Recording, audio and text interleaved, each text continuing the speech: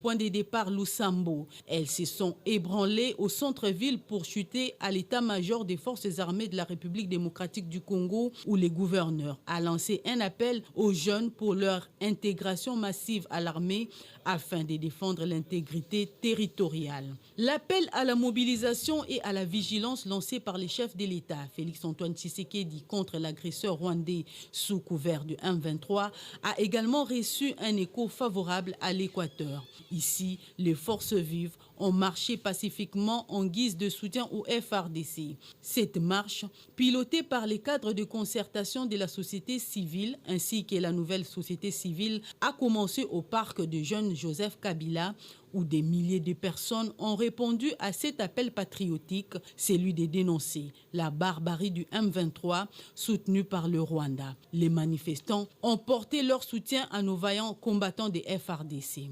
L'Assemblée provinciale de l'Équateur a servi de point de chute. Ici également, un mémorandum a été lu et déposé au bureau permanent en présence de l'honorable présidente de l'Assemblée provinciale de l'Équateur. Et derrière le chef de l'État, c'est tout le pays qui s'active pour faire face à l'agression rwandaise.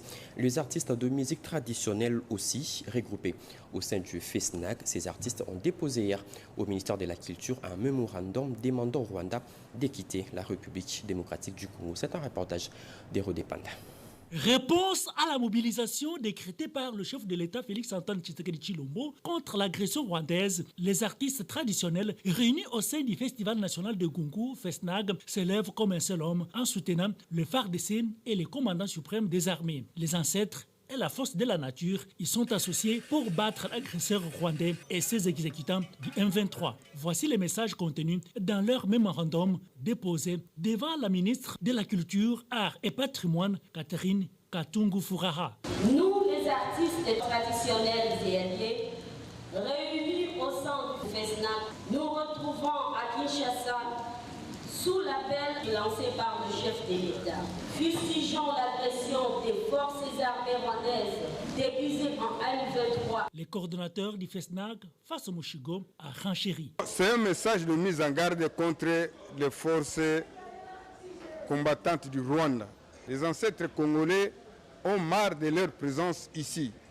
Ces ancêtres leur demandent de quitter dans l'immédiat le sol congolais, parce qu'ils risqueraient de rencontrer la colère de tous les animaux féroces de la République démocratique du Congo, aux jeunes congolais de s'enrôler dans nos forces armées. La ministre de la Culture, Arts et Patrimoine a salué cette détermination des artistes traditionnels de soutenir et défendre la patrie derrière les FARDC. Ces mémos que vous venez de me déposer, je vais l'orienter et les déposer au chef de l'État.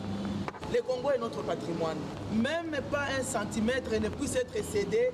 Nous sommes prêts à laisser même notre sang couler. Pourvu que nos forces armées se sentent soutenues, encouragées, c'est vous les traditionnels qui donnez le ton. J'ai senti que nous avons des ancêtres. On doit en découdre avec les Rwandais, on girait les artistes traditionnels. Une marche de colère s'est aussi déroulée dans le Haut-Katanga, partie de l'aéroport d'Eluano jusqu'au stade Gécamine. Les militants du parti politique Action des bâtisseurs pour la démocratie ABD ont été appelés à une mobilisation générale pour contrer toute action visant à fragiliser le pays. C'est un reportage de José Baïtombo. Mobilisation générale contre l'agression rwandaise, redynamisation de l'action de bâtisseurs pour la démocratie et le développement, c'est à Lubumbashi que le président national du parti politique ABD, Cédric Chizaïnga Kapumba, a débuté sa tournée en réponse à l'appel lancé par le chef de l'État Félix-Antoine Tshisekedi Tshilombo pour lutter contre l'agression de la RDC par le Rwanda à travers le rebelle du M23 de l'aéroport de la Loano où les sympathisants aux couleurs de l'ABD mobilisés, les cortèges du président national a pris la direction du stadium de la Gécamine où une multitude de militants attendaient le speech. Sous une pluie fine, l'honorable a d'abord exhorté les militants de s'approprier l'appel de la mobilisation générale du chef de l'État. Fervent patriote, Cédric Chizaïnga n'a pas mâché ses mots en s'inscrivant en faux contre toute tentative de balkanisation du pays et a appelé les Congolais de tous bords à converger les énergies pour repousser les rébellions hors de la nation nous léguée par les ancêtres et laquelle nous sommes contraints de léguer aux générations futures. Outre les soutiens au FRDC, il a conscientisé les militants de s'enrôler en prévision des échéances électorales prochaines où il s'investit à confirmer sa casquette de maillot jaune et de rafler le siège aux législatives. Tout compte fait, l'effervescence enregistrée ce jour au chef-lieu de la province du Haut-Katanga démontre à suffisance l'ancrage de l'honorable Cédric Chizaïnga au sein de la population louchoise. Sécurité toujours, le président cellulaire du parti présidentiel UDPS et eux aussi ont appelé à une vigilance tous azimuts de la population. Au cours de leur réunion, ils ont également appelé à des sanctions sévères contre le Rwanda, principal agresseur de la RDC, dans sa partie est Dieudonné Ngumba Junior pour la suite. Viva! Viva! Collectif de présidents cellulaires, viva! Viva! Plusieurs présidents cellulaires tshisekidistes se sont réunis le mercredi 9 novembre 2022 pour condamner une fois de plus l'agression rwandaise dont la République démocratique du Congo est victime. Déclaration politique du collectif de présidents cellulaires de l'UDPS Tshisekedi. Les collectifs de présidents cellulaires expriment ses sentiments d'encouragement et de solidarité à nos forces armées engagées avec bravoure et abnégation dans les combats pour protéger nos frontières afin de reprendre le contrôle de nos ressources minières. Nous appelons à la conscience de la communauté internationale de ne plus être indifférente au génocide congolais qui a duré depuis plus de 20 ans. Aujourd'hui, le peuple est mobilisé autour de son président de la République, son Excellence Félix Antoine Tshisekedi Tshilombo. Les collectifs de présidents cellulaires rassurent au président de la République qu'il s'est constitué déjà au groupe de vigilance dont il a fait allusion dans son discours à la nation du jeudi 3 novembre 2022. Nous réitérons l'appel du président de la République aux jeunes du parti, en particulier, et à tous les jeunes Congolais de s'adhérer massivement au sein de FARDC en gardant un moral de vainqueur pour que la paix tant rêvée depuis plus de décennies soit une réalité à l'ère Tshisekedi. La crise au Tchad, Félix Antoine Tshisekedi, désigné facilitateur, avait dépêché à N'Djamena ses émissaires pour discuter avec le responsable de la société civile, religieux et politique tchadien. De retour à Kinshasa, cette délégation conduite par le ministre de l'intégration régionale était devant la presse pour faire la restitution de sa mission. Vital Pagabita était sur place. Avait pour but d'éclairer l'opinion sur la mission d'information des contacts de l'émissaire du chef de l'État au Tchad. En clair, la mission pour le ministre de l'intégration régionale et francophonie a consisté à prendre contact avec toutes les parties prenantes et de faire rapport au chef de l'État Félix Antoine Tshisekedi Tshilombo en sa double casquette du président en exercice de la CAC et du facilitateur dans les conflits tchadiens. Vendredi 11 novembre, il y a une réunion au niveau de l'Union africaine, comité paix et sécurité, dont le président de la commission de l'Union africaine va faire rapport sur la situation au Tchad. Et la République démocratique du Congo a sollicité et obtenu l'invitation pour participer à cette réunion, du fait que nous avions la présidence de la CAC, afin de nous permettre à cette occasion de présenter les rapports, aussi les informations concernant la décision ou les décisions de la CAC. Et nous allons profiter de cette occasion pour demander aussi aux partenaires de Tchad d'accompagner le Tchad parce que ce pays a besoin de ses partenaires, ce pays a besoin de nous tous pour retrouver la voie constitutionnelle des élections. Le président de la commission de la CAC, Gilberto da Piedade, a insisté sur l'accompagnement de l'organisation sous-régionale dans les processus de transition au Tchad, avec comme point d'orgue l'organisation des élections générales telles qu'adoptées par le dialogue national tchadien. Parlons autre chose à présent. On avance à petits pas vers les élections. Le début d'enrôlement des électeurs à Kinshasa, Congo central et 7 autres provinces sont prévus déjà au mois de décembre prochain. Selon la feuille de route de la CENI, cette opération ira jusqu'à mars 2023. Annonce faite par le président de la CENI, Denis Kadima, à partir de Séoul, où il supervise la production des kits d'enrôlement. Tétis Samba et Geresto Funge ont signé ces reportages.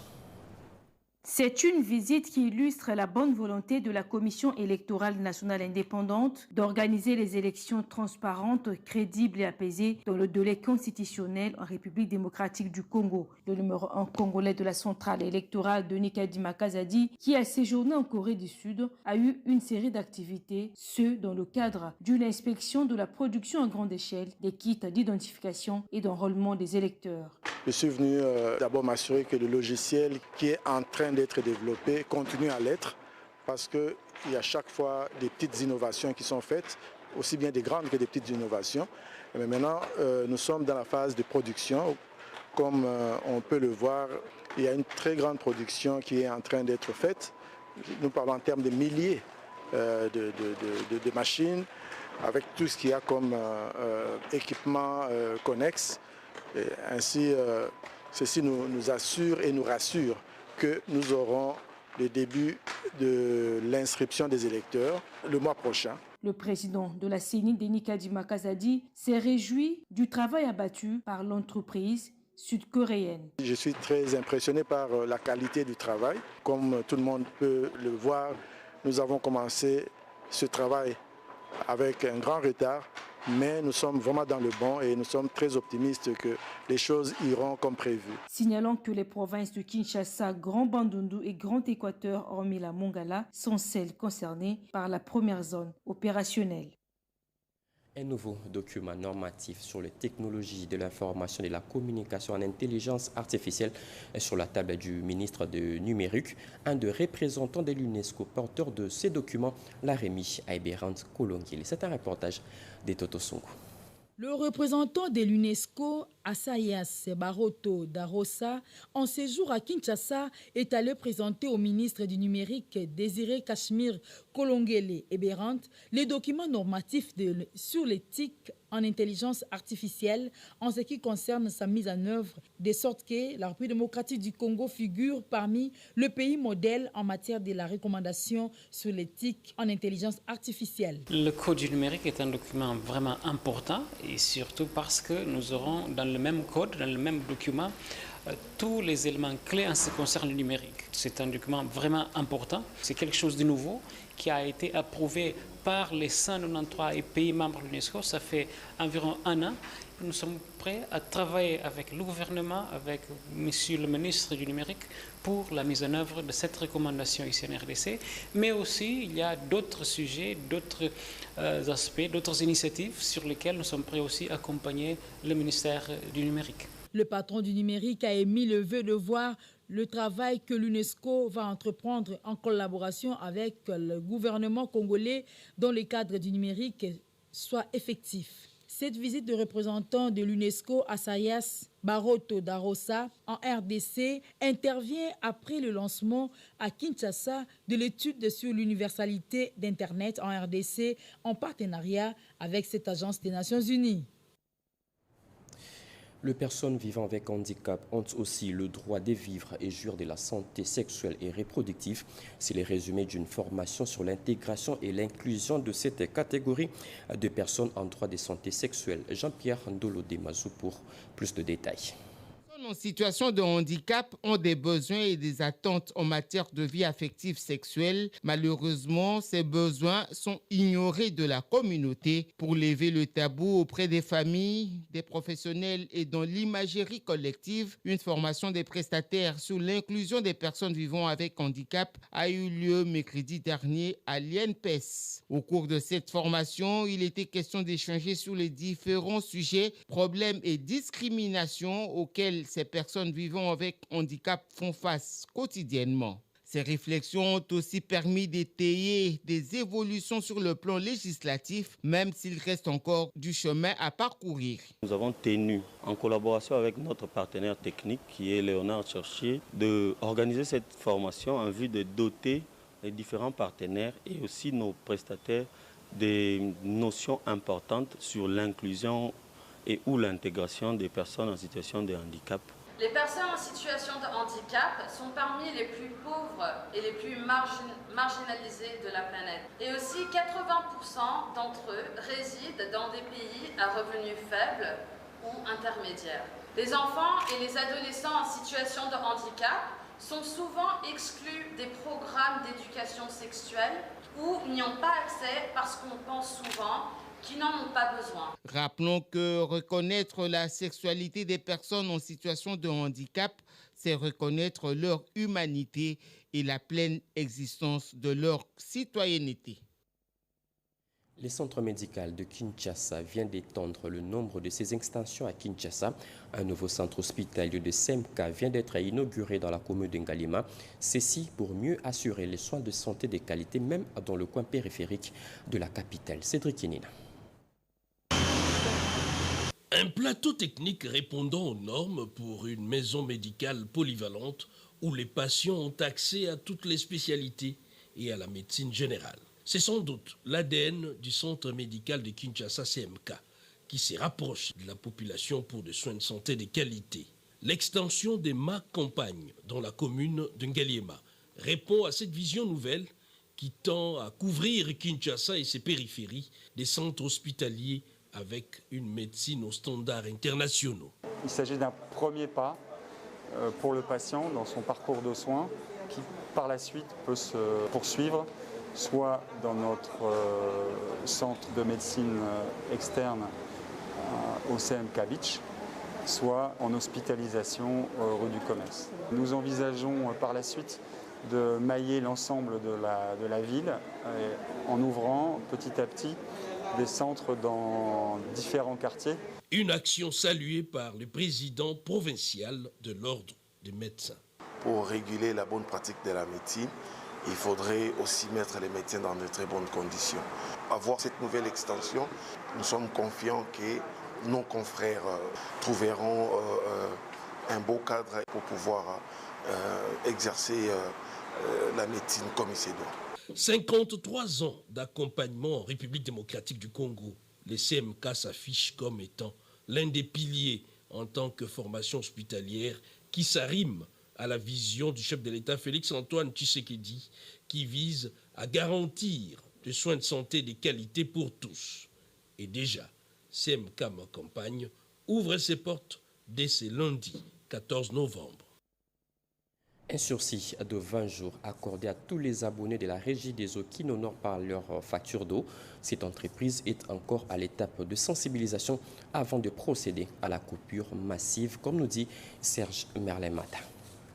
C'est donc parti pour plus de 20 jours de sensibilisation des abonnés de tous les coins, la ville de Kinshasa, secteur par secteur, sur les paiements de leurs factures de consommation d'eau. C'est là avec comme mot d'ordre maintenance, croissance et développement. L'objectif principal est clair pour le directeur général adjoint, la régie des OSA, c'est de recréer la crédibilité auprès des fournisseurs des équipements et matériels des traitements d'eau potable et rechercher davantage les moyens pour aider la régie des OSA à faire face à ses charges d'exploitation. Dans son message de réveil et de sensibilisation, Jean Bosco Mwaka Indele a, au nom du directeur général, mis un accent particulier sur la situation financière actuelle, la régie des OSA et ses nombreuses difficultés. Il a en outre exhorté les uns les autres à l'amour du travail, à la ferme détermination et à bannir les antivaleurs afin de relever les défis de mobilisation des recettes et des entrées de la régie des OSA. Deo Gracias Kabiona Kizibisha, directeur de recouvrement au sein de la régie des OSA,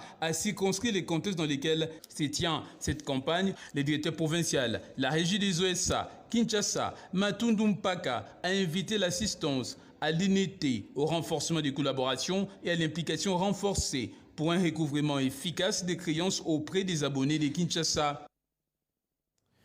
Revenons sur cette affaire qui avait fait grand bruit à Lualaba. Affaire détournement de plus de 14 millions de dollars, somme versée par l'entreprise Metalcol dans le cadre de la redéfense minière. 3 suspects sont déjà à l'arrêt. Suivant. 3 personnes impliquées dans le détournement d'une somme de 14 450 000 $ américains dans le secteur de Lilou viennent d'être arrêtées, a confirmé le parquet général près la cour d'appel de Lualaba. Il s'agit des 2 agents de la division provinciale de mines et un autre de la Sophie Bank qui avait facilité l'ouverture d'un compte fictif avec des fausses procurations au nom du chef du secteur de Lilou.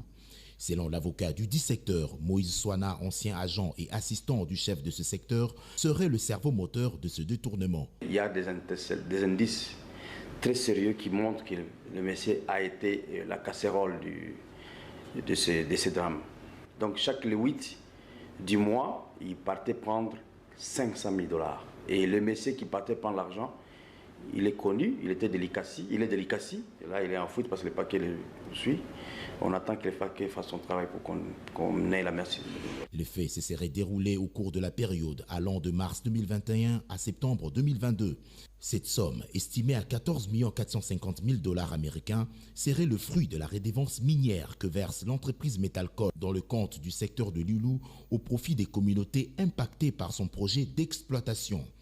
Le parquet général près la cour d'appel de Lualaba dit avoir désisté à plusieurs tentatives de corruption provenant du camp de l'accusé en complicité avec certaines personnes qui se font passer de la famille présidentielle. C'était un reportage de Richard Kalala. Quelques mois après la pose de la première pierre par le chef de l'État, le travaux de construction des ports en eau profonde des Bananas vient enfin d'être lancé. C'est le ministre des Affaires foncières, Moulindo Sakoumbi, qui a procédé au lancement de ces travaux préliminaires. Edi Tchala. Ce qui était un rêve hier devient jour après jour une réalité pour les populations du Congo central. Le port en eau profonde de Banana va s'ériger sur cette surface. Le ministre des Affaires foncières, Sakombi Molendo, accompagné de la vice-ministre de la Défense, Séraphine Kilou-Boukoutouna, et le gouverneur du Congo central, Guy Bandou, sont sur les lieux pour le lancement des travaux préliminaires exécutés par Crexel. Les ministres nationaux, les députés et ministres provinciaux, l'administration foncière et les représentants de DP World, firme Emirati, actionnaire majoritaire de ce port en eau profonde, se sont concertés avant le lancement de ces travaux attendus depuis belle lurette. Le projet qu'on attendait tous depuis plusieurs mois, depuis plusieurs années, va enfin démarrer ce jour. Ce jour donc matérialise la grande vision de son Excellence, Monsieur Félix Antoine Tshisekedi, chef de l'État, par rapport à sa grande vision sur l'ouverture au monde. Le ministre des Affaires foncières et la vice-ministre de la Défense se sont ensuite rendus au village Kindofula, dans le secteur Assolongo, où sera érigée la nouvelle base navale de Banana. L'agenda du ministre Sakombi Molendo prévoit également le paiement de la 2e et dernière vague des expropriés impactés par ce projet. Fin de ce journal réalisé par Louison Moulongoy, Mustapha Obio, Nono Mansekou, Jean-Richard Kouale et Diane Balaka ont concouru à sa rédaction. Mesdames et messieurs, merci de nous avoir suivis. L'actualité continue sur nos antennes. Retrouvez à 19h Anim Balaka, 20h Anita Luambouachala. Au revoir.